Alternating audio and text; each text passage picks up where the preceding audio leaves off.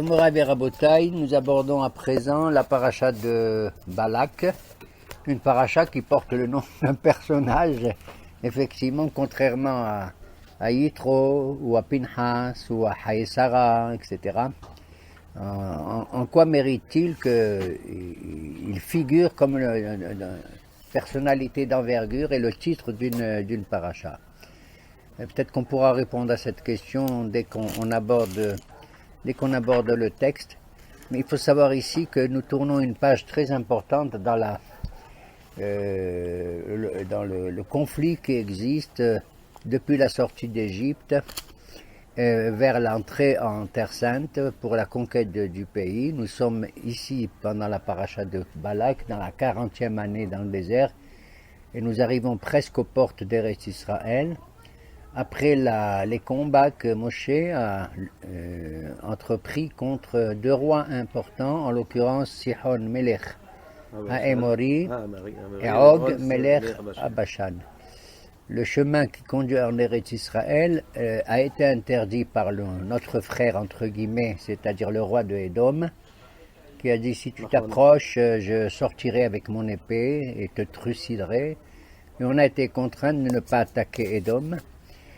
Descendant de Esav, n'est-ce pas, pour ne pas créer de malentendus. On a contourné le pays de Moab et de Ammon, et on s'est trouvé face à face avec Sihon, le roi des Amoréens, qui en vérité constituait le danger le plus grand pour nous, et la muraille la plus difficile à transpercer, à percer, étant donné que non seulement Sihon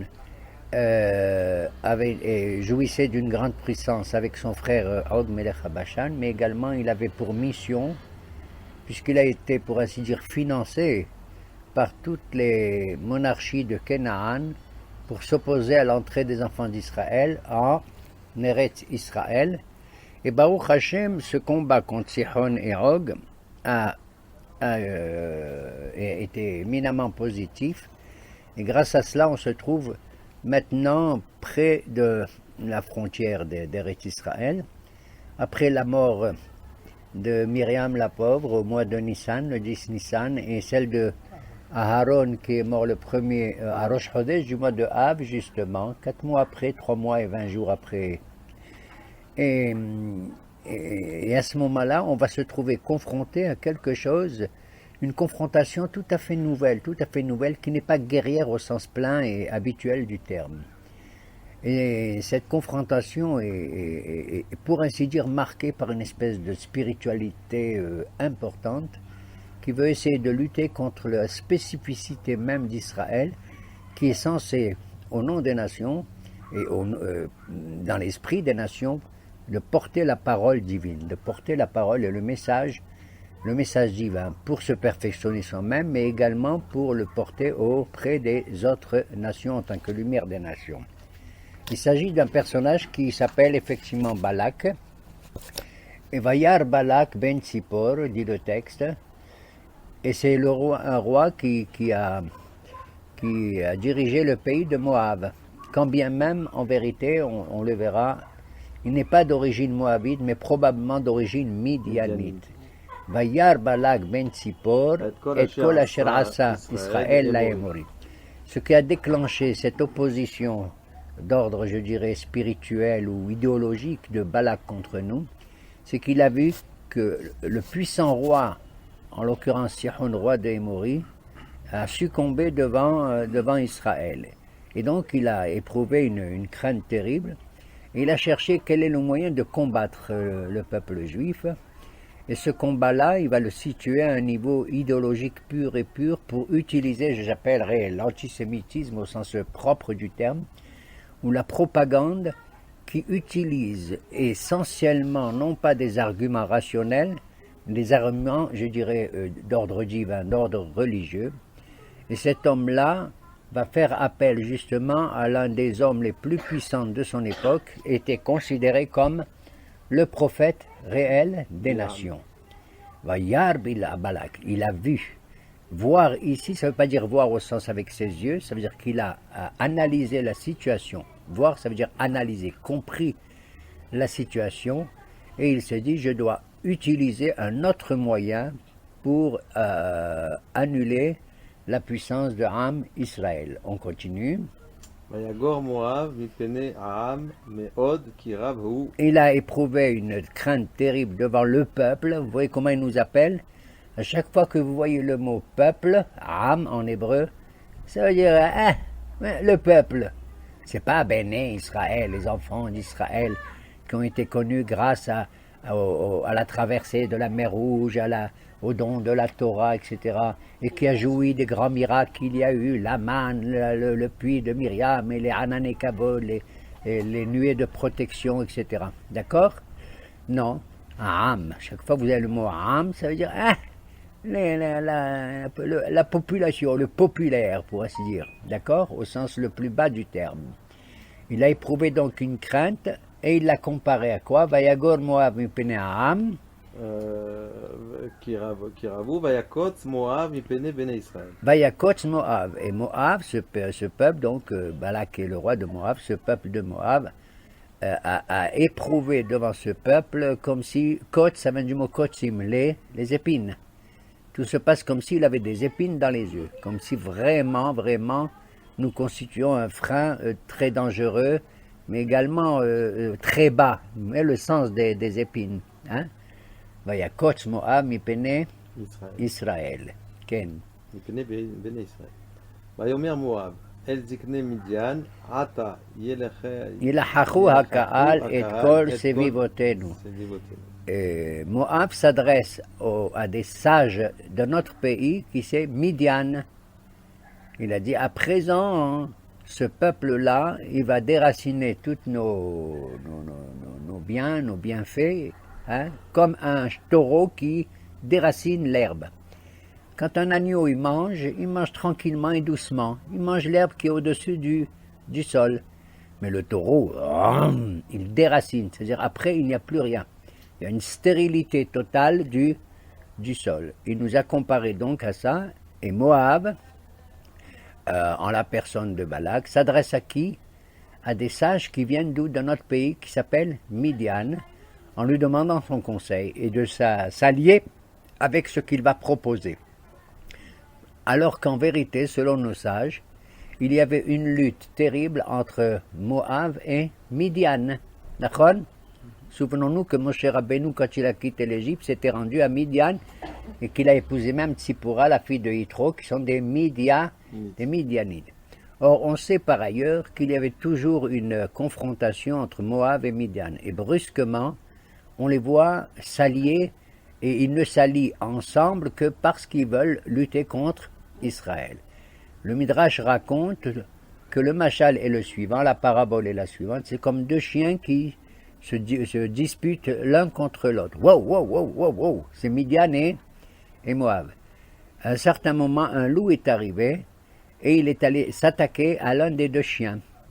Maintenant, le deuxième, quand il a vu ça, il a dit « Je suis obligé d'aider l'autre chien qui est attaqué par le loup, parce que si le loup il mange le chien, demain le prochain, ça sera moi. » Donc on voit comment, en vérité, cette alliance entre Moab et Midian est une alliance, je dirais, épisodique,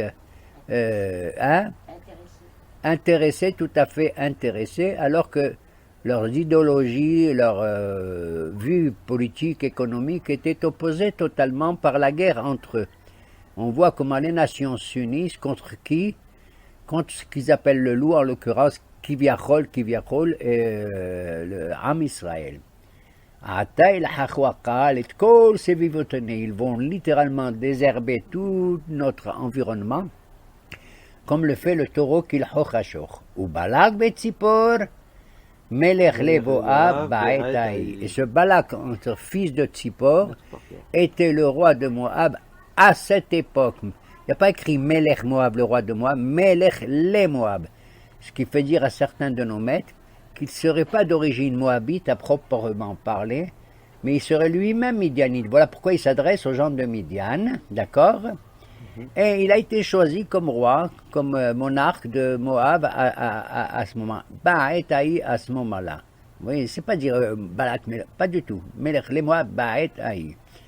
Et on nous raconte effectivement pourquoi Balak, roi de Moab, s'adresse aux anciens de Midian?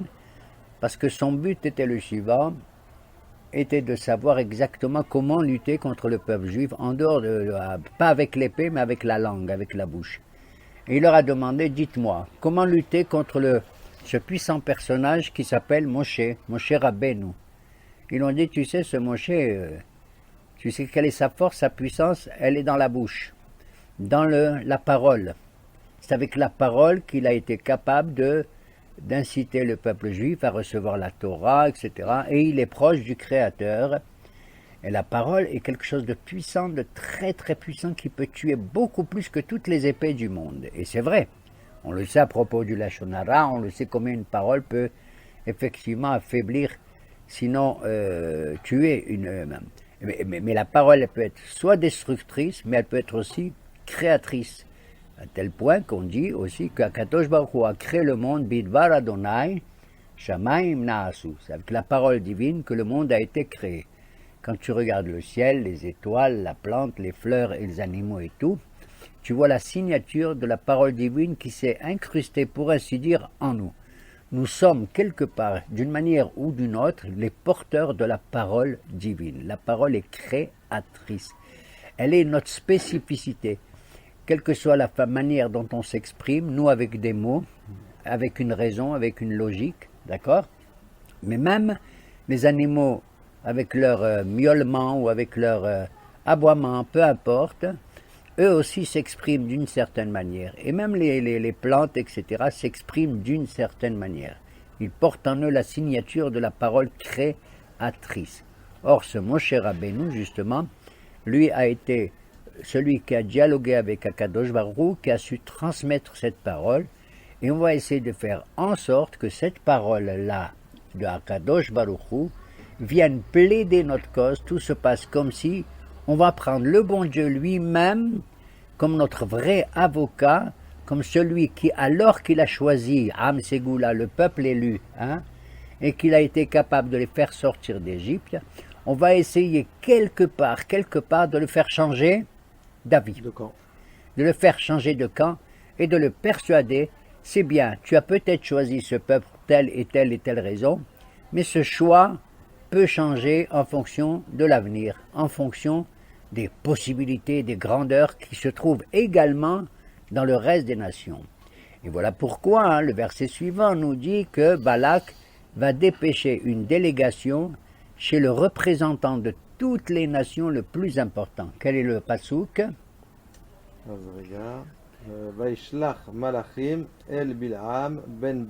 Alors il envoie une délégation chez Bil'am, fils de Beor, d'accord, Pétora, Asher al-Anal, très très loin, de l'autre côté du fleuve de l'Euphrate.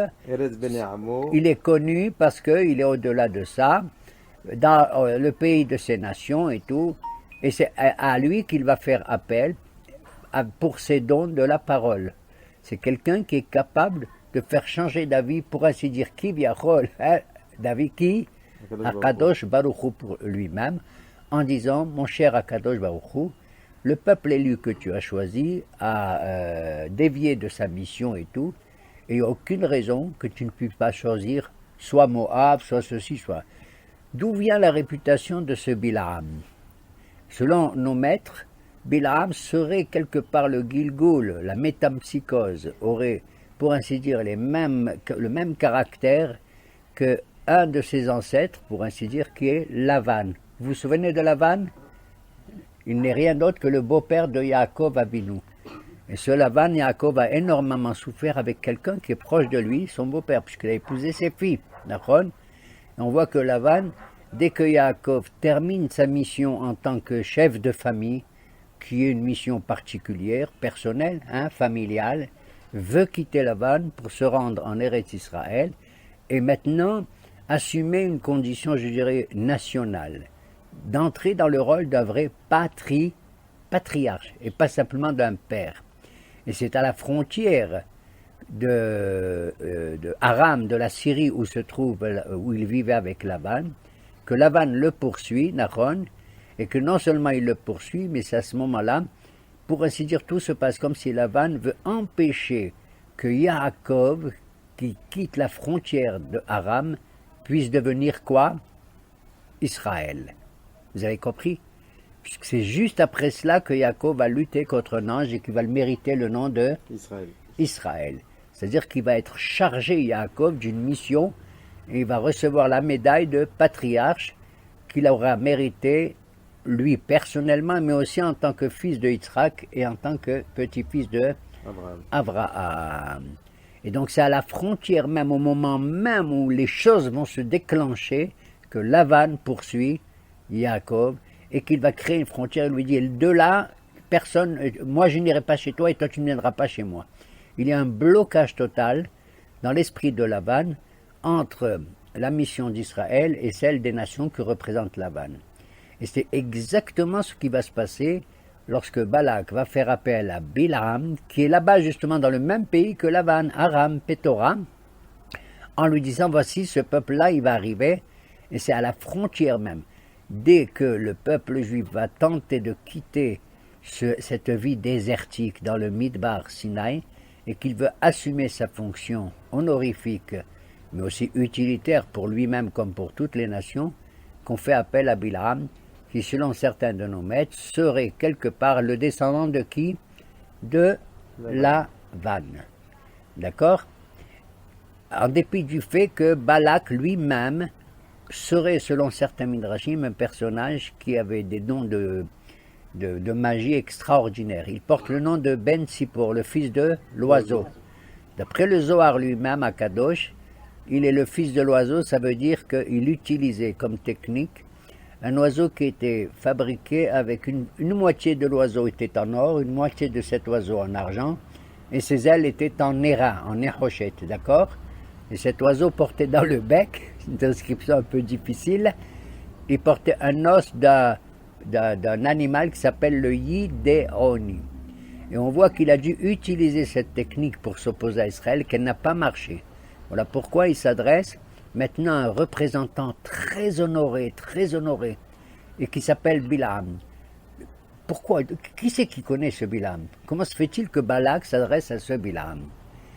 Si ce n'est que, effectivement, dans l'esprit des nations et de Balak, ce Bilam était très connu puisqu'il a réussi justement lors d'un combat important, grâce à sa parole, et en utilisant la malédiction, de faire en sorte que Sihon, le roi d'Aémori, avant d'être attaqué par Israël, a réussi à attaquer le pays de Moab, hein? Et Balak il le sait. Le roi de Émori, Sihon, a gagné Moab, et là-bas on le sait, par des sources très claires, qu'il s'agit de Bilam qui a utilisé la malédiction pour affaiblir Moab, et ainsi faire dominer Émori. Voilà pourquoi Balak a dit, Balak a vu ce que le peuple a fait au roi de Émori, alors là, naturellement, sa peur a doublé, bien entendu. C'est en dépit du fait que Bilam a maudit Moab pour faire en sorte que Émori puisse triompher, et que Émori lui-même a été défaillant devant Israël, alors il faut utiliser à nouveau quoi? Les services de ce fameux Bilam. Ce Bilam n'est pas un personnage quelconque, pas du tout, s'il fait appel à lui. Il a été même, pour ainsi dire, destiné par Akadosh Baruch Hu lui-même pour être un véritable prophète, quelqu'un qui a des connaissances et qui a des relations très très fortes au niveau spirituel avec Hachem et d'obtenir gain de cause quelque part. Comprenez? Et pourquoi cela a été fait? C'est pour dire aux nations du monde, voilà, vous prétendez que seul le peuple juif a eu des prophètes et seul le peuple juif a été dirigé par Moshe Rabbeinu. Et ne venez pas dans l'avenir nous dire, ouais, si nous aussi on avait des prophètes, on serait des gens bien au niveau moral, etc., mais on n'en avait pas. On ne dit pas du tout, vous en avez eu un, et on va voir comment il a utilisé toutes ses compétences, tout son savoir, dans sa vie, comment ce représentant prophétique des nations, quelle image il va donner de lui-même. D'accord? On continue. Alors attendez que je me retrouve.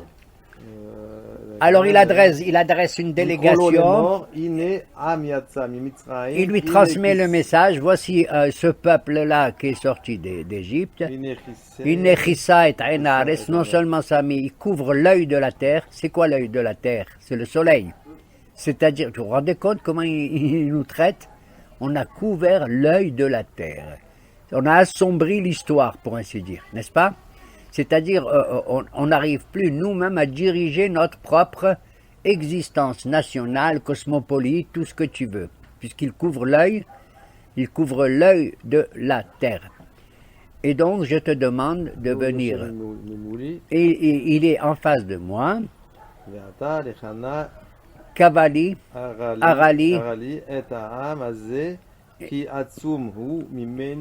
Et à présent, tu vas maudire ce peuple parce qu'il est plus puissant que moi. Oulai, en le frappant, Vagarshenu mina aret. Et ainsi je le chasserai de la terre. Min ha-aret, de la terre. C'est pas je le pousserai loin à 100 km, qu'il soit inexistant sur terre lui-même. Min ha-aret, du monde totalement. Or, cette demande de Balak est étonnante. Il s'adresse à un personnage important et très influent. Qu'est-ce qu'il lui demande? De maudire le peuple d'Israël pour pouvoir le triompher. Nachon? Dites-moi, si moi je m'adresse à un personnage important, qu'est-ce que je vais lui demander? De maudire l'autre? C'est pas mieux plutôt de lui dire à cet homme, bénis-nous à nous, donne-nous la puissance, donne-nous la reconnaissance universelle aux yeux de Dieu, donne-nous vraiment une image de marque pour qu'elle soit reconnue de tout le monde. Comment est-ce que ça te vient à l'esprit de dire et de demander à un homme qui devrait avoir un verbe propre, en principe, puisqu'il est le représentant des nations, qu'au lieu de dire nous allons progresser dans notre vie, dans notre morale, nous allons progresser, si tu veux remplacer le peuple juif, alors remplace-le de manière positive. Demande-lui les bénédictions. Ne demande pas à maudire le peuple juif. Les Chana Kabali. Dire Kabali, c'est vraiment une malédiction très très profonde qui transperce totalement.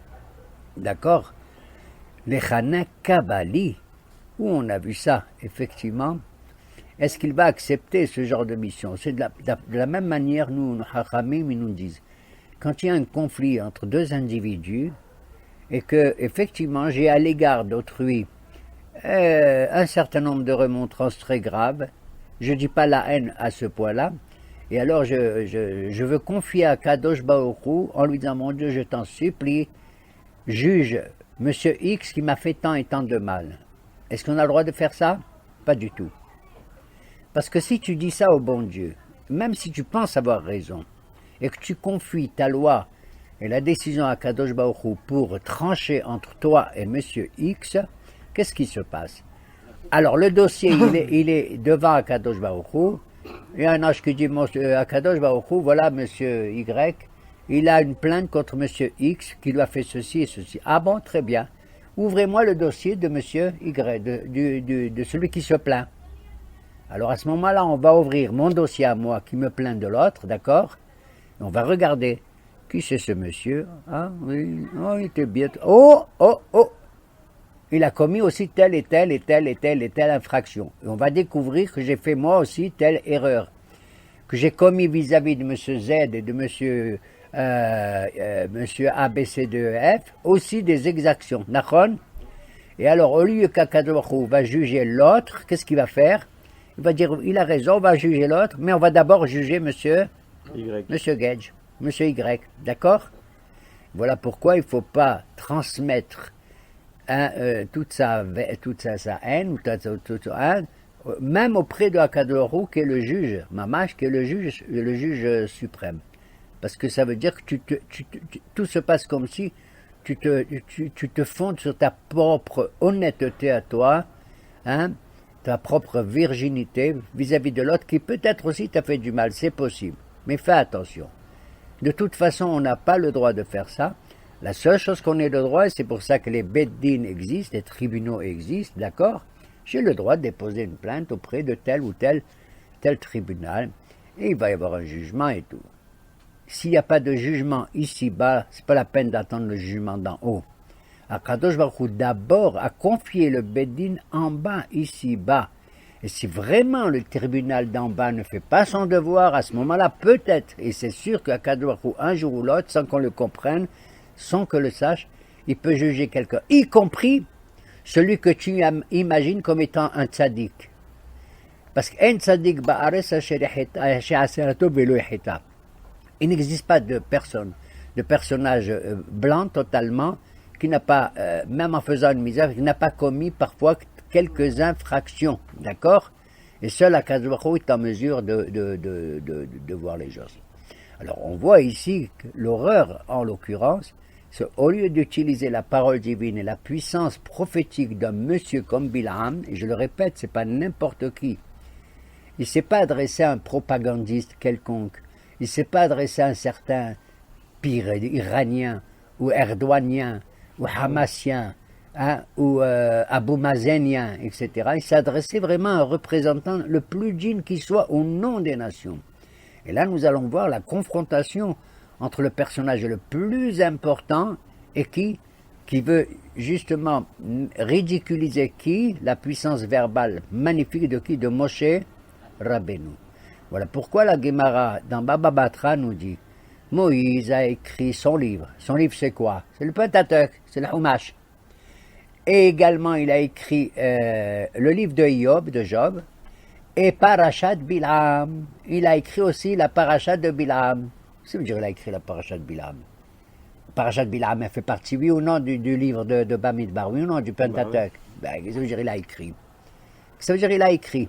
Ça veut dire tout se passe comme si Moshe Rabbeinu, lui aussi, a tenu à ce qu'on mette les propos de ce Bilam contre nous pour montrer la différence qu'il y a entre ce que nous devons dire et le message que nous devons transmettre aux nations et ce message que Bilam va vouloir transmettre. Or, l'intention réelle, pure et directe, et pas seulement secrète, mais ouverte de ce prophète qui va accepter cette mission en prétextant d'abord de demander l'accord de Akadosh Baruch Hu. Il va recevoir cette délégation. Il leur a dit, lis-nous pas là, restez ici, je vais interroger le bon Dieu pour savoir si cette mission, je vais l'accepter ou pas. Ok? Et à ce moment-là, le lendemain, il leur a dit, écoutez, le bon Dieu, il a refusé que je vous accompagne pour ça. Même si Balak me propose des tonnes et des tonnes d'argent et d'or. En disant ça, ça veut dire que c'est ce qu'il souhaite. Et cela dit, il attend effectivement qu'il y ait une nouvelle délégation qui arrive. Et c'est ce que va faire Balak quand ses émissaires reviennent. Il dit, tu sais, Bilam a refusé de venir. Ah oui, il va dépêcher une nouvelle délégation plus importante, avec des ministres de haut rang, etc., et pour essayer de le persuader de venir. Il s'adresse à Kadosh Baruch Hu à nouveau, il dit, restez la nuit, je vais encore demander au bon Dieu. Tu l'as déjà demandé une fois, il t'a dit non. Oui ou non? Kadosh Baruch Hu l'a dit, ne va pas. Tu ne peux pas aller maudire et tu me dis à moi. Et parce que Bilam l'a dit, Balak me demande de maudire le peuple. Tu te rends compte? Le peuple d'Israël, le peuple élu. Il lui dit non, ne va pas. Il lui redemande. Est-ce que ça se fait de redemander? À ce moment-là, Kadosh Baruch Hu dit, bon, si tu tiens à y aller, ok, tu peux y aller. Là, on voit déjà que dans Bilam, il va renforcer quelque part aux yeux des autres, quoi? Sa puissance. Puisqu'il a été capable quelque part de convaincre qui? Akadosh Baruch Hu lui-même. Alors qu'en vérité, Akadosh Baruch Hu va lui dire, tu sais, en vérité, c'est ce que tu recherches. Tu veux aller là où un homme va conduire ses pas, c'est parce qu'il veut. Alors je vais le laisser aller là où il veut. Et on verra qui gagnera, comme on dit. Hein? Comment il dit le proverbe? On verra qui rira le dernier. Rira bien le dernier. Rira bien qui rira le dernier. Et en parlant ainsi à Kadosh Baruch Hu, qui permet à Bilam de se rendre auprès de Balak, il lui permet de dire tout simplement, tu sais, j'ai donné à tout individu le libre arbitre. D'accord? Et tu es là effectivement pour prouver que tu jouis du libre arbitre. Tu es persuadé que toi, ta décision doit aller à l'encontre de la volonté divine qui à l'origine t'a dit non, n'y va pas, d'accord? Eh bien, tu vas y aller. Et on va voir qu'à un certain moment, le libre arbitre dont dispose l'être humain, et qui est une des, comment dirais-je, une des valeurs importantes que même Harambam Maïmonide nous dit qu'on a le libre arbitre total et entier. Mais qu'en vérité, dans cette affaire-là, même pour nous, ce libre arbitre-là, qu'on le veuille ou non, il est fonction de notre raison, il est fonction de notre morale, il est fonction de toutes les possibilités qui se présentent à nous, mais que parfois ce libre arbitre-là, à un certain moment, ne doit pas dépasser, comme on dit, les bornes. Je dis les bornes exprès parce que Bilam, quelque part, était borne, ne voyait pas, il était amas d'un œil, puisque lui-même il va dire Ne'um Bilam, Shetou, Ma'ain, etc. Okay? Et donc, il va lui indiquer que toutes les possibilités qui lui sont offertes lui sont données, et on va voir. Et Bilam prend le chemin avec les ministres qui sont venus à sa rencontre, et il va quitter son pays pour aller vers Balak. Or, il se passe que, en chemin, quelle est sa voiture de locomotion? C'est une ânesse. Il chevauche une ânesse. Je tiens à souligner là aussi, c'est étrange. En général, dans l'Antiquité, on voit aussi bien Abraham que Moshe et d'autres, ils chevauchent un âne ou un chameau, nachon. Là, c'est bizarre quand même. Je tiens à le souligner. Ça m'est arrivé comme ça, une ânesse au lieu d'un âne. Hein? Et on comprendra pourquoi, selon certains de nos maîtres dans les Midrashim, on raconte qu'en dépit de sa grandeur, Bilam avait des rapports de bestialité. Avec qui? Avec précisément cette ânesse. Or, il se trouve qu'en chemin, arrivé à la frontière entre Aram, la Syrie, et le pays de Moab, où il va se rendre, c'est-à-dire de l'autre côté de Eretz Israël, c'est exactement comme à l'époque entre Laban et Yaakov, dans la frontière aussi, que justement, l'ânesse, en l'occurrence, est capable, elle quitte le chemin où elle conduit Bilam, elle se rend vers les champs, il voit qu'elle dévie de son chemin, il lui donne un coup de bâton sur la nuque, ensuite elle a mal, elle se tourne de l'autre côté, et elle se trouve entre deux murs, et elle lui fracasse quelque part un peu le pied, et Bilam devient un petit peu boiteux aussi à cause de cela, et à 3 reprises, elle dévie du chemin, et il la frappe à 3 reprises. Et à ce moment-là, qu'est-ce qui se passe? Absolument, une chose absolument incroyable.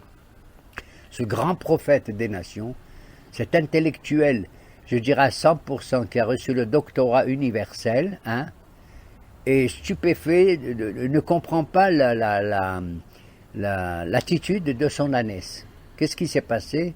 Cette ânesse-là, tout simplement, ânesse qu'elle est, qu'est-ce qu'elle voit? Elle a le pressentiment et elle voit, comme on dit, un ange qui tient dans ses mains une épée. Une épée. Bon, s'agit-il d'une vision, s'agit-il d'un pressentiment? Peu importe, mais c'est ce que nous raconte le texte. Elle a senti que le chemin doit être barré. Elle a senti l'ânesse, une ânesse, elle a senti qu'il fallait renoncer à quoi? À cette mission. Puisque le chemin, il est totalement étroit et il est barré par un ange qui tient une épée. L'ânesse a compris. Tu te rends compte à quel niveau que Bilam n'a pas compris. Lui, Bilam, qui plus tard va dire, moi qui connais la pensée divine la plus élevée, et tout, on va lui dire, tu n'as même pas été capable de comprendre ce qu'un animal, lui, il a senti. Il faut renoncer à cette mission. Surtout une mission qui te demande de quoi? De maudire, au lieu de bénir. Vraiment de maudire et d'utiliser les bienfaits de la parole créatrice et merveilleuse, et celle qui donne de la vie et du bonheur et de l'espoir, et toi, toutes les nations du monde, y compris Moab, pourquoi pas. Si Moab avait été béni tout, il aurait été tranquille, il aurait senti qu'Israël n'est pas pour lui d'aucune menace, etc. Nachon, et c'est tout. Moi, qu'est-ce que j'ai besoin d'attaquer le voisin d'à côté et tout, si je vis dans le bonheur et je vis tranquille, ok? il n'a pas été capable de comprendre et de voir ce qu'une ânesse, elle voit, et lui, il va voir l'histoire, il va voir ce qui se passe dans les relations humaines, etc., etc., hein, sans faire un jeu de mots. Nous avions Baruch Hashem des Hachamim, et je ne vais pas faire un petit jeu de mots pas très joli peut-être, mais pourquoi pas. Nous on avait par exemple Rabbi Meir, il était quoi? Rabbi Meir, comment on l'appelle? Rabbi Meir, Baal Anes. Et Bil'am c'est quoi? Le Baal de l'ânesse. Vous avez compris? Enfin, c'est le Baal de l'ânesse, Baal Anes.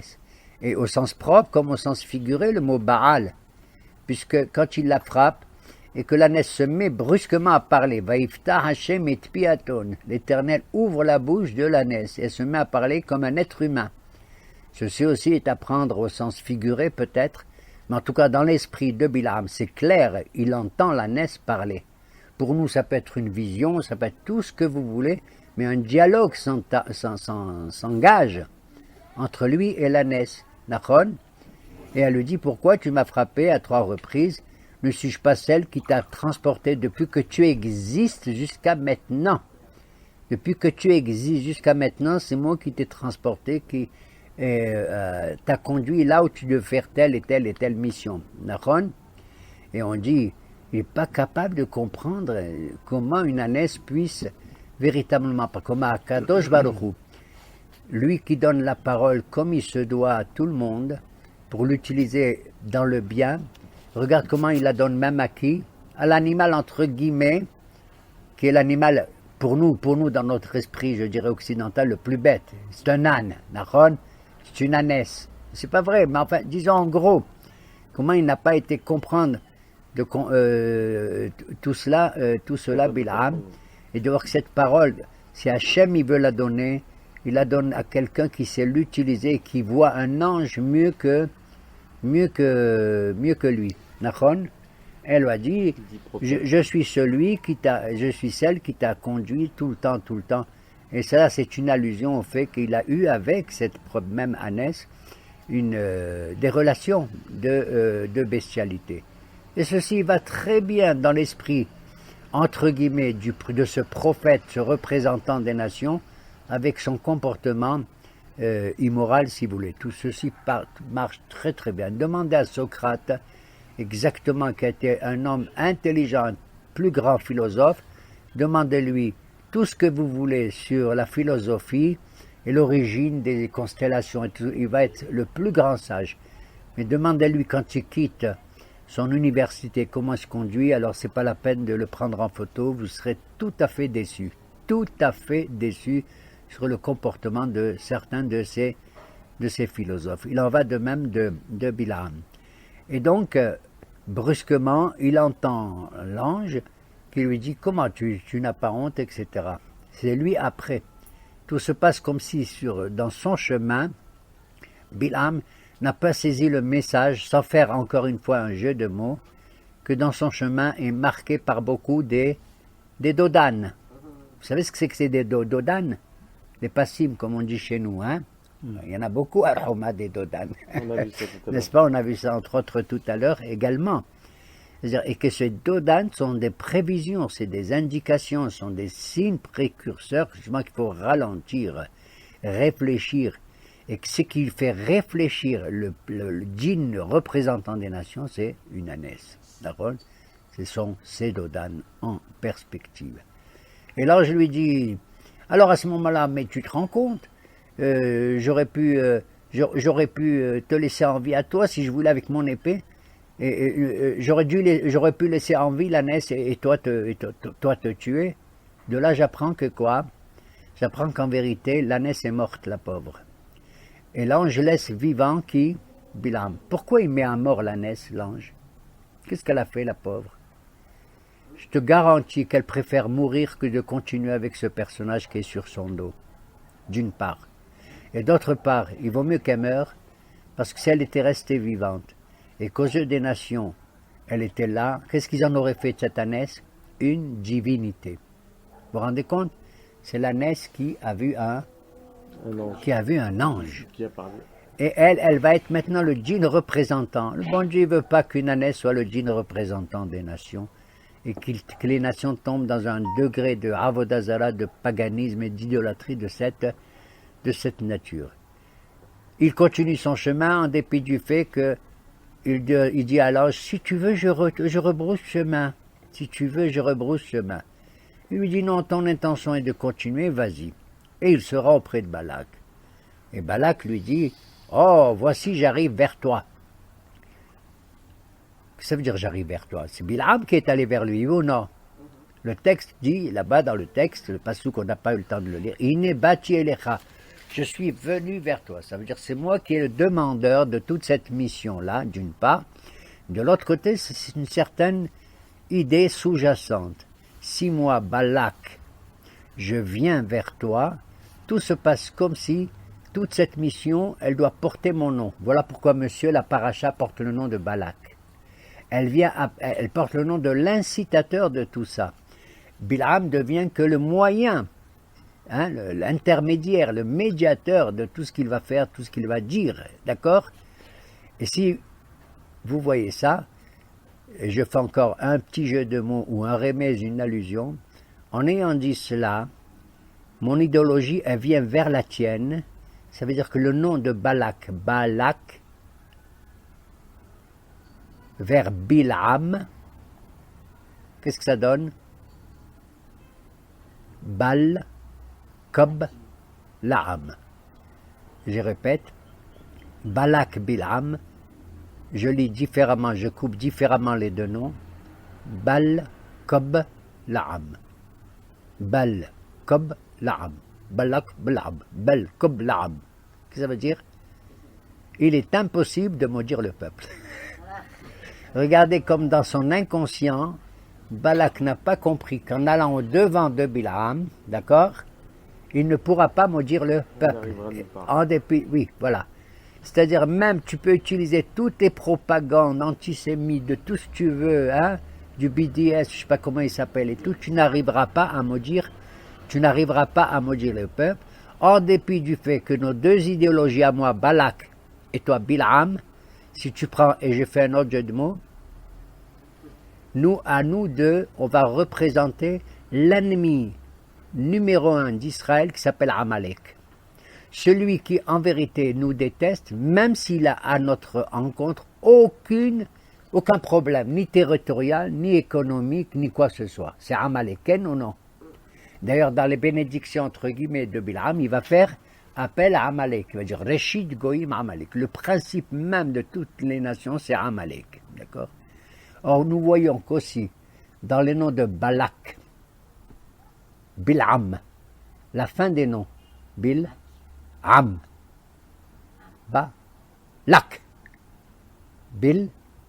Am, Balak, Lak, Amalek. Kenolo. Vous avez compris? La fin de Balak et la fin de Bilam, la fin de Bilam et la fin de Balak, ça donne Amalek. D'accord? Et il arrive, et donc il lui dit, tu vas effectivement maintenant, on va avoir une attitude religieuse et spirituelle intéressante. Bilam demande à Balak, tu vas me mettre au sommet d'une montagne qui s'appelle Bamoth Baal, pour que je puisse voir la totalité, pour que je puisse voir le camp d'Israël de très haut, comme ça je le vois. Et tu vas me construire 7 autels, des misbehot. Et sur chaque autel, tu vas faire un sacrifice, une vache et un bélier, par ve'ayil. D'accord? Et à 3 reprises, Bilam va demander à Balak, en changeant de lieu, à 3 reprises, parce que les bénédictions, malédictions de Bilam vont se faire à 3 reprises, à chaque fois. D'accord? Et il lui dit, tu vas me faire ça.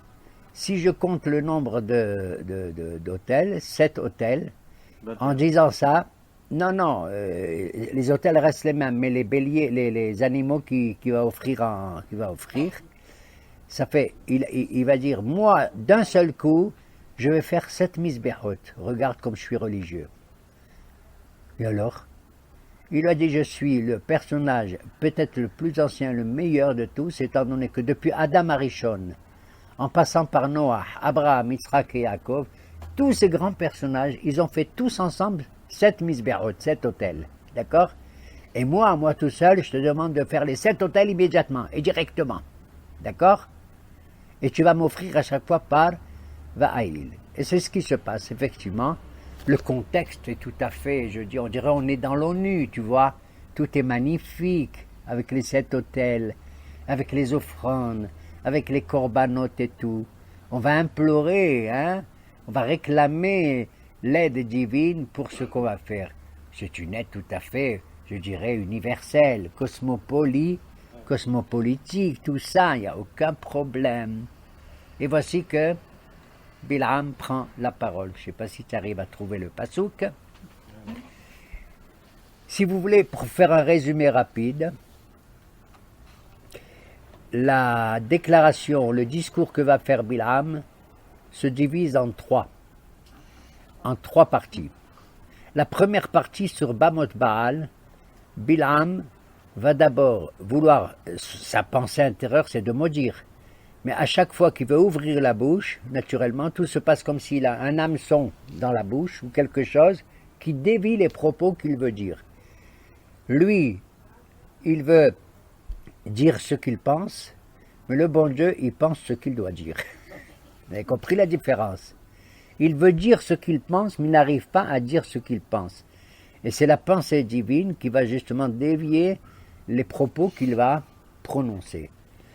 Et comment on peut maudire le peuple juif, parler de quelqu'un, si ce n'est qu'en utilisant d'abord l'origine de ce peuple? Vous avez compris? Tu veux, Barminan, dire du mal de X, qu'est-ce que tu vas faire? Tu vas dire d'abord qui c'est son père. Oui ou non? Tu sais d'où il vient? Alors vous savez, quand on veut Barminan insulter quelqu'un, quand tu veux insulter quelqu'un, tu dis pas Monsieur X, c'est un pourri, tu dis espèce de fils de ceci. Oui ou non? C'est comme ça qu'on s'adressait au pauvre David. Quand on parle mal de lui, on ne dit pas David. Ben Ishai, fils de Ishai. Vous entendez? Comme ça, on traite quelqu'un, on dit le fils d'un tel. D'accord? Et c'est une forme de très médiocre de s'adresser à quelqu'un. Alors, Bilam, justement, voudrait analyser et voir quelles sont les origines, les pères de cette nation. Et il dit Kimerosh tsurim arenu ou migebaot ashurenu. Waouh! Je vois ce peuple depuis la tête, depuis l'origine, la hauteur des falaises les plus hautes, et depuis les collines, ou migebaot, et je le vois depuis les collines. Les montagnes les plus hautes, c'est les patriarches, Abraham, Yitzhak et Jacob, et les collines, c'est qui? Les matriarches. Sarah, Rivka, Rachel et Léa. Ma ekob lo chaboel, comment puis-je maudire ce que Dieu ne peut pas maudire, étant donné que maintenant, et il ajoute comme ça, en voyant la valeur, l'origine du peuple juif à travers les patriarches, qui déjà n'ont pas reçu la Torah, mais qui ont un comportement moral qu'on connaît et tout, à tel point qu'il voit ça, il se dit, purée, je risque ne pas avoir le Olam Haba. Il va dire, Tamot nafshi, mot esharim, uti ahariti kamohu. Je voudrais mourir comme ces hommes droits, il s'agit des patriarches. Et que mon avenir, tu vois, il veut le Olam Haba, soit comme, et que mon avenir soit comme eux. D'accord? Donc, tout se passe comme si, effectivement, c'est à l'origine, à la racine même de l'arbre, de la plante et tout. Si tu veux la casser, la détruire, il faut utiliser les doigts. Il faut utiliser quoi? Si tu coupes un arbre, eh ben, il va repousser, puisqu'il a encore des racines et un tronc, le reste du tronc. Nachon, lui s'adresse, il a voulu maudire, pour ainsi dire, le peuple juif dès les origines, et changer, pour ainsi dire, la Théouda Zéhout, la carte d'identité, la merveilleuse image que nos patriarches d'origine avaient. Abraham, Yitzhak et Jacob, il s'est rendu compte que c'est absolument impossible. Il va même décrire dans la deuxième et troisième déclaration qu'il fait sur d'autres montagnes, il va décrire le peuple juif en disant « Waouh, ils sont vraiment au bord des eaux, au bord des fleuves, et ils sont comme des parfums extraordinaires, comme des jardins sur les rivages qui sont bien humides et tout. Et à un certain moment, tu vois sa pensée, ils sont comme des cèdres devant les vents. Et nos rabbins disent, tu as vu, derrière même cette pseudo-bénédiction se cache ce qu'il dit sourdement. Il dit, il vaut mieux, nos hachamim disent, tu vois, ça, ce sont des paroles très belles quand même en général. Si tu vois le texte poétique de Bilam, c'est un des textes les plus beaux de la Torah, c'est incroyable. Voilà pourquoi ça figure dans la paracha. Voilà pourquoi ça figure. Pour dire comment les mots sont merveilleux poétiquement, intellectuellement et tout, une syntaxe parfaite et tout. C'est la Comment parole de Dieu, c'est pas la parole de Bilam. c'est la parole, oui, bien entendu. Oui, mais elle est attribuée à Bilam, nous sommes d'accord. C'est-à-dire, Dieu utilise cet intellect et tout cela. C'est l'élocution merveilleuse et tout. Tu comprends? Et donc, nos hachamim nous disent, derrière certains mots, on voit que quelque part se cache un petit côté méchant. Pourquoi? Parce que là, il nous compare à des cèdres. Il dit, il vaut mieux dans la vie recevoir la morsure d'un ami que le miel d'un ennemi. Vous avez compris? La morsure de mon copain qui m'aime est préférable au baiser que ce copain, que mon ennemi il veut me donner. Parce que mon ennemi, qu'est-ce qu'il veut? Il veut me mordre en vérité. Et pour me mordre, d'abord, il fait semblant de me donner un baiser. Alors que mon copain qui m'adore, il me fait une morsure parce qu'il veut m'éviter quelque chose de grave. Attention, attention, d'accord? Ok? Il dit c'est exactement pareil. On a vu qui est la morsure de mon copain, de mon ami. Il y a un prophète qui s'appelle Ahia Shiloni. Il a parlé de nous terrible. Il nous a fait une morsure. Espèce de peuple, vous avez comporté comme ça. Vous savez à quoi vous ressemblez? Dit Ahia Shiloni, c'était le maître d'Eliyahu Nabi. C'est dans la Torah, dans le Tanakh. Vous êtes comparable à un roseau qui est ballotté par l'eau. Comme ça, il nous a parlé. C'est méchant ou pas? C'est une morsure. Le bon Dieu, il nous dit, la morsure de Ahia Shiloni, la manière dont il te parle violemment et méchamment, elle est préférable à quoi? Au baiser que Bilam ici te donne. Vous êtes comme ceci, vous êtes comme cela et tout. D'ailleurs, ça peut attirer l'œil là quelque part pour certains. Et vous êtes comme les cèdres. Or, un cèdre, si les vents les plus puissants soufflent de tous les côtés, surtout du nord et de l'ouest et du sud, tout ça, ils sont capables non pas seulement de faire ployer le cèdre, mais de le déraciner totalement. Et s'il le déracine, c'est fini, il ne peut plus repousser. Alors que le roseau, s'il est, comme dit Ahia Shiloni, flotte dans l'eau, à un certain moment, il flotte, il va retrouver une assise et il va rebourgeonner. D'accord? C'est-à-dire que là, la morsure du roseau, la morsure d'Ahia Shiloni est préférable, tu comprends, au baiser de certaines nations. Au baiser de certaines nations qui cachent justement un déracinement total de notre identité, effectivement. Surtout que ce roseau-là, lorsqu'il va repousser et tout, tu sais qu'est-ce qu'on va faire avec lui? Parce qu'avec le cèdre, tu peux le prendre. Tu sais ce que tu fais avec le bois de cèdre qui est dur, disent nos maîtres? Tu peux fabriquer le bois qui va soutenir une hache. Quelque chose de dur. Tandis que le roseau, tu sais qu'est-ce qu'il peut faire le roseau?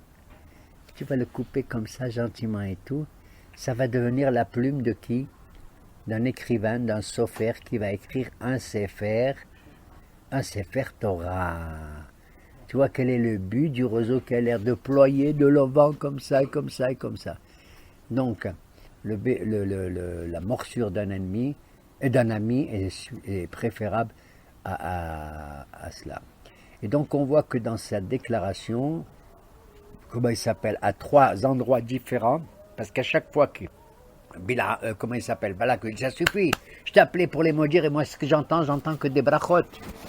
Il lui a dit, je t'ai déjà averti, c'est ça, moi l'arme. Et il le met dans une deuxième. Et dans la deuxième falaise ou montagne où il le dispose pour voir un autre côté d'Israël, parce que pour maudire quelqu'un, il faut voir tous ses côtés. Et surtout lesquels? Les côtés les plus faibles. Tu as compris? Les côtés les plus faibles. Il regarde, maintenant il ne va pas maudire ou bénir le peuple juif à partir de ses origines, c'est-à-dire les patriarches, mais lui, le peuple maintenant. Qu'est-ce qu'il voit? Vayar Israël shochen mishvatav. Il a vu Israël qui campait selon ses tribus. Et il arrive, regarde, il dit, Hachamim, ils disent que ça veut dire il les a vus camper selon leur tribu. Il a vu qu'exactement les maisons des gens, les portes des maisons n'étaient pas l'une vis-à-vis en face de l'autre. C'est-à-dire que les voisins ne regardent pas ce qui se passe chez l'autre. Tu as compris? Il y a un respect de la propriété privée et de la vie privée. C'est une espèce de pudeur dans l'existence. D'ailleurs, cette pudeur va être reprise comme un thème essentiel dans l'Haftara de Balak, qui a été écrite par le prophète Micha au chapitre 5, et qui dit ce qui compte, ce n'est pas tous les sacrifices que vous faites. Le prophète Micha, un des disciples d'Ishaïa Nabi, il a dit ce qui compte, c'est Ahabat, c'est Asot Mishpat, de faire la justice, Ahabat Hesed, d'aimer la bonté, et d'avoir une attitude de pudeur, d'assouplissement devant l'Éternel, votre Dieu. C'est ce que dit Micha le prophète, contrairement à l'image que donne ici. Et là, Bilham, il dit, wow, il a vu le campement, comment ils étaient respectueux les uns des autres de la vie privée qu'ils avaient. Et il se met à dire une phrase, alors là, je vais tomber des nues. Une phrase que nous, on va utiliser. Tu te rends compte? Il dit quoi? Ma tovu alecha Yaakov, mishkenotecha Israël. Comme elles sont belles tes tentes, ô Jacob, et tes demeures, ô Israël. Et vous avez vu, dans toutes ces déclarations, vous regarderez la paracha, quand il nous traite, quand il nous désigne, d'abord Yaakov et après Israël. C'est-à-dire, nous étions Yaakov, c'est-à-dire le personnage qui a été un peu maltraité par Esav et tout, personnage un peu tortueux, le malheureux, malgré lui et tout, mais qui finira par devenir Israël, Nachon, l'image d'Israël, d'accord? Et alors, vous vous rendez compte de cette phrase? Chez les Ashkenazim en général, ils prononcent cette phrase, pour ceux qui se le savent, avant d'entrer à la synagogue et de faire la prière de Shacharit. Ils disent Matovo Alecha Yaakov Mishkenotecha Israël. Et vous savez que nous, même nous les Sfaradim maintenant, tu sais quand est-ce qu'on dit cette phrase? Le jour où on fait un mariage. Vous vous rappelez pas que quand on fait un mariage, le rabbin ou le hazan, il accueille la kala et le hatan avec ces mots? Matovu. D'accord? Puisque le mariage, le khatan et la kala, c'est la tente et c'est la demeure et la sainteté et tout ça, et la présence mishkenotecha de la Shekhinah. Ish veisha Shekhinah benehem. Un homme et une femme ont à eux de la Shekhinah. Ish, il a le Yud, et Isha, elle a le He. Ça fait Yudé, le nom de Dieu. Et s'il n'y a pas le nom de Dieu, Yud et He, c'est Esh contre Esh, le feu contre le feu. D'accord? C'est ce que dit ici Bilham. Il est merveilleux. À l'origine, les patriarches, c'est de la folie. Je voudrais mourir comme eux, parce que des Yisharim, des hommes droits. Maintenant, dans la deuxième déclaration, il voit le peuple présentement, exactement. Dans la troisième déclaration, et alors Balak il est complètement, il dit, c'est de la folie, c'est pas possible, je t'ai appelé pour le maudire et tu le bénis, qu'est-ce que c'est ça? Viens, tu vas aller à l'heure. Il va regarder de notre côté encore qui? La faiblesse, de l'autre côté, tu comprends? Et dans la troisième déclaration, et ça sera notre conclusion, dans la troisième déclaration, qu'est-ce qu'il va voir maintenant? Il a vu l'origine, il a vu le milieu, le présent, maintenant, comme tu dis, le passé, le présent et le futur. La fin de la déclaration de Bilham, c'est de dire maintenant quel est le futur de ce peuple. Et dans ce futur, qu'est-ce qu'il voit? Je le vois, il n'est pas proche. Je le consulte, je l'observe. Il est un peu loin. Darach Kochav Yaakov. Il y a une étoile qui sort de Jacob. Et c'est elle qui va littéralement fracasser tous ceux qui sont contre lui. C'est l'image de qui? C'est l'image du Mashiach. C'est une des trois origines scripturaires dans toute la Torah qui indique que peut-être il s'agit ici du Mashiach. Vous avez compris? Qu'il s'agit du Mashiach. Comme Yaakov qui a dit l'Ishoatra qui vit Hashem. Shimshon peut nous sauver, Gidron, tous les juges, tous les soldats et tout, oui. Mais je n'accorde ma confiance finale qu'à ton salut à toi, Kadosh Baruch Hu, c'est-à-dire la venue du Mashiach. Si on consulte donc cette troisième déclaration, on voit qu'effectivement, c'est à venir et que le résultat de toute cette histoire que Kadosh Baruch Hu nous a confiée, Ce n'est pas pour nous glorifier, nous séparer des nations, pas du tout, mais c'est pour apporter effectivement le Mashiach. Et parmi ces nations, et je conclus, il y en a qui sont très très bien. On a vu les salauds, les salopards comme Amalek, d'accord? Rishid Goïm Amalek, Vaharitoa de Oved. L'origine des prémices de certains antisémites, c'est Amalek. Et après, il va bénir tu sais qui? Alors moi, je ne m'attendais pas. Une petite peuplade de rien du tout, qui est l'expression même des nations les plus belles. Et il y en a. Tu sais qui c'est? La représentante des nations les plus belles. Devinez qui? C'est écrit dans le texte. Et moi, Bilham, je m'adresse à toi, Caïn. Pas Caïn, Caïn. Kéni. Qui c'est les Kénites? Les descendants de Yitro. Yitro qui a rejoint dès le début Moshe Rabbeinu. Yitro avec lequel qui a donné sa fille Tzipora, donné un mariage à Moshe. Yitro qui est venu écouter les 10 commandements. Nachon au Mont Sinaï. Yitro qui a donné des conseils comment exprimer la justice et monter les tribunaux. Qu'il a donné les conseils à Moshe Rabbeinu et tout et tout. Effectivement, les descendants de Yitro sont des personnages extraordinaires, tellement fidèles à la parole de leur ancêtre Yitro, que eux-mêmes, eh bien, ils ont suivi ces prescriptions. Je ne veux pas les étaler, à tel point qu'ils vont être intégrés totalement, en respectant nous, en respectant leurs valeurs, ce qu'ils sont, ce qu'ils représentent. On ne veut pas les convertir, parce qu'ils sont bien en tel que tel. C'est tous les descendants de Yitro. De nos jours, il paraît que ce sont les Druzes de nos jours. Il paraît que ce sont les Druzes. Eh bien, il va les bénir. Il va leur dire, tu seras toujours élevé, toi, descendant de Yitro, tous vous les descendants des Kénites et tout, à tel point que quoi, tu te rends compte, à l'intérieur du Beth Amikdash, et juste à côté de lui, il y a le Sanhedrin, c'est-à-dire l'expression de la justice la plus importante, avec la Kedusha et la sainteté. Vous savez qui c'est qui est et qui préside et qui se trouve à l'intérieur avec les Kohanim et les Léviim et les sages d'Israël, qui se trouve là-bas dans le grand Sanhedrin de Jérusalem, l'Ishkat Agazit, les descendants de qui? Des Kénites, les descendants de Yitro.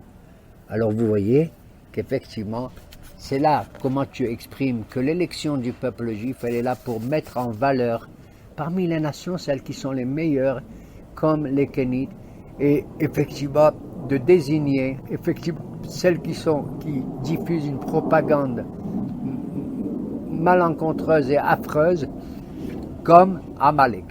Et Ratson que Moshe Rabbeinu, qui dans sa prophétie, tout à fait en bas, a été capable d'entendre la voix de Bilham et d'écrire toute sa paracha pour qu'on puisse en profiter. Baruch Hashem, Le'olam, Amen, Ve Amen.